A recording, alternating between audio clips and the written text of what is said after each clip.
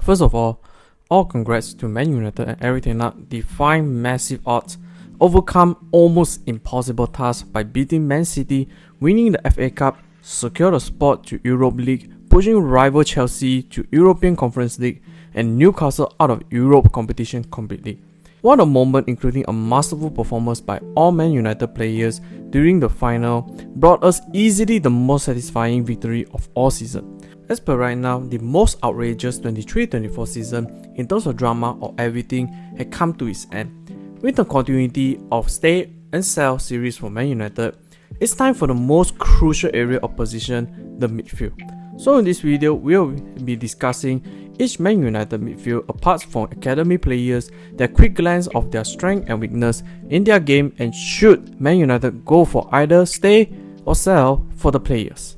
In case you didn't know, what is up ladies and gentlemen, I am Marvin, codename CM. Welcome to the Code United channel once again. If you in any shape or form stumble into this channel and somehow someway like this kind of content, do please like, share and subscribe to this channel, as each of your precious subscription will be a massive motivation for me to upload new content. And don't forget to ring your notification bell for every new upload.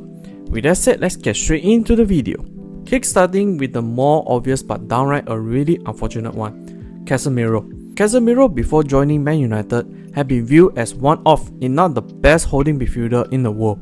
He, along with midfield maestro Toni Kroos and Luka Modric, formed one of the best midfield trios in modern football, rival with Barcelona midfield trio. With Toni Kroos be the reliable yet creative regista, and Modric as the more advanced playmaker, meant that the Brazilian focused on the dirty works and the defensive aspect, and he did that to the highest level. After winning his 5th Champions League with the Los Blancos, Casemiro made a surprise move by joining Man United under a 60 million fees. Initially, many spectators commented Casemiro moved to Man United, seen as a move for a purpose of money due to the high wages offered by the Red Devils. However, on paper, a high-class CDM had been a position desperate for Man United to reinforce, especially Man United lost to Brentford. A proper holding midfielder had been imminent. Although Casemiro started out slow, provided a moderate impact, but when the World Cup ended and club football resumed, so does Casemiro form became increasingly incredible. While he remained a defensive force, giving a shield in front of Man United defensive line, while Casemiro also shows his underrated passing range and ability to deliver amazing line-breaking pass, also contains some of the flashy assists, at the same time being a solid goal scorer. Casemiro also seen himself score a handful of goals with Man United, including first goal against Newcastle in the Carabao Cup final. Although Casemiro did suffer some setbacks like 2 controversial red cards zapped his momentum, Casemiro still viewed as the most crucial player in the squad. Coming this season was a whole 180 opposite.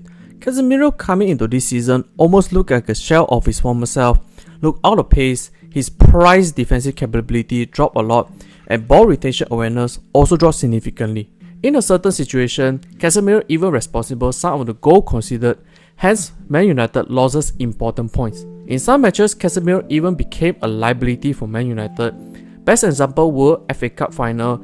Man United on a rare occasion played one of the best football against the best team in Europe without the former. Back to the question, a previously made video on Casemiro had really shown his aging game, also unable to match the intensity in Premier League while also on the wrong side of 30s. It was safe to say a sell for Casemiro will be for me.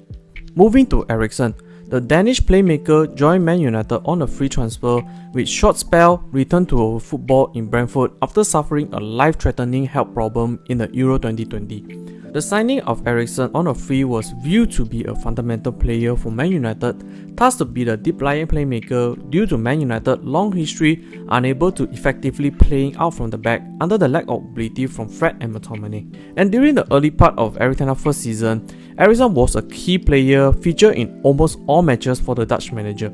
Even where he came out of the bench, Man United playstyle was much more controlled and able to play a high degree of chance creation through the Eriksen introduction. But there was a catch because of Eriksen having a fitness issue, often would not play a full match or subbed off around on the 70-minute mark.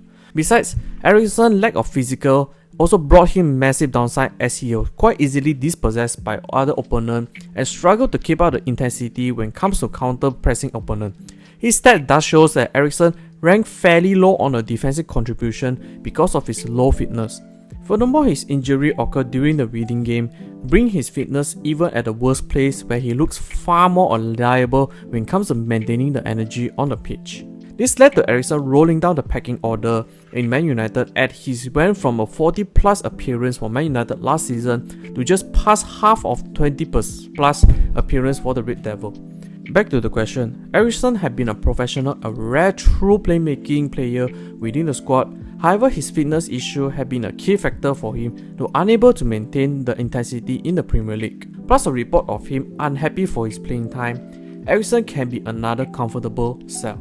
Next one would be McTominay. Scott McTominay had been absolute special being for Man United, like a panda special being. Jokes aside, McTominay came from Man United graduate, even receiving praises across multiple managers and Mourinho calling him the future captain for Man United. But for Man United fans, being honest, we can't really rate McTominay. The short answer for McTominay, although playing most of his senior career as midfielder, but he do not possess a quality of a qualified midfielder. On a physical profile, McTominay had been amazing attribute. Great engine, tall, standing at 6'3 to 6'4, strong as an ox. While on the footballing side, lack of position awareness and passing ability, both very crucial aspects as a midfielder. Before the season start, McTominay was in a rumour to be sold out, but eventually got held due to the high asking price for Man United. However, the Scotland international did have some unique ability as a midfielder, was his uncanny timing on the box crashing and shooting ability. This ability made him a dangerous player either in the opponent penalty box or making late runs into the box waiting for cutbacks or crosses. This season, the Man United graduate collected 10 goals and provided 3 assists under 43 appearances. At one point, he was the highest goal scorer for Man United, scoring tons of important goals, including a last-minute brace against Brentford, winning headers against Aston Villa, opening score against Liverpool in the FA Cup. Going back to the question, McTominay had been a key role especially comes to goal scoring, but overall quality as a midfield were not on par with the profile Eriksen was seeking for, and his best role would be a super sub came out from the bench to be a box presence late into the game. As for me, his stock in this season will be all-time high, and cashing in on him right now will be a must. So sell McTominay will be a way for me. Lastly, we can save the most interesting for last. Skipper Bruno Fernandes. The Portuguese maestro easily be one of, if not the most successful signing post-Fergie era. Bruno joined Man United and almost hit the ground running, using his creative forward passing and chance creating drag a woeful Man United team to relevant. Besides, under his precise long passing and through ball highly fit with Man United pacey forward of Rashford, Greenwood and Martial at the same time. While before Eriksen became the manager for Man United, Bruno barely sniffed any major trophy success but had already showcased his amazing character. And when the arrival of Eriksen to Man United, some pundit actually held Bruno Fernandes not fit the profile due to his high risk-taking tendency contrasted with Eriksen's high possession playstyle. But the former Sporting midfielder did not disappoint, featured in all but 2 matches last season, proved his Ironman-like fitness and delivered a season of performance, even helped Man United obtain 2 cup final and won one of them, also helped Man United reach top 4 to achieve Champions League spot. While coming to this season, donning the captain armband after Maguire was removed the captaincy, Man United had been average to say the least, while Bruno had some of the bright spark banging in spectacular goals that actually helped Man United secure wins like volleyed goal against Burnley and a last minute winner against Fulham. In addition, his silky smooth assist to Mainoo for the winning goal at FA Cup final, adding the cream to the crops. He ended this season with another double-double, scoring 15, assisted 13, under 48 appearances. Back to the question. While Bruno constantly up in the chart for key passes or chance creation, really had him a valuable piece as a player. Besides his availability, rarely out of action was also a key asset to have. However, his downside also a big one as his risk-taking passes have been low in ranks in pass completion, plus can be a pain in the back when he plays those passes. But as an attacking player, normally risk is something to be taken when it comes to opening the door. As for me, Bruno definitely a stay for me, but I think he needs a backup competition for him so that we won't see him play close to 60 matches, suffering fatigue and burnout. There goes the stay and sell for midfielders. As for some did not mention, like Mason Mount, Mainoo and Amrabat, newly signing Mount and Amrabat both share a similar situation, as both have been rarely featured in the squad, either fit or unavailable, while Mount was more confusing signing, unsure what position can really feature him. Amrabat on the other hand, his performance have been up and down, at times looked sluggish and slow, especially the Brighton game, and had been a horrendous performance. But his recent match against Man City was almost a masterclass. Also, for Mount will need a further season to determine, while Amrabat consider the players to be sold or leaving, and his cost only at 20 million, would really consider picking him up as a squad depth. Mainoo though, do we really need even a discussion? He scored a winner that alone had to be stay at all costs, like 20 bodyguards around him. That's the end of the video. What do you guys think? Do you all share the same stay or sell opinion as me? Comment down below so that we can have a discussion. Hope you enjoyed this video. I will see you all in the next one.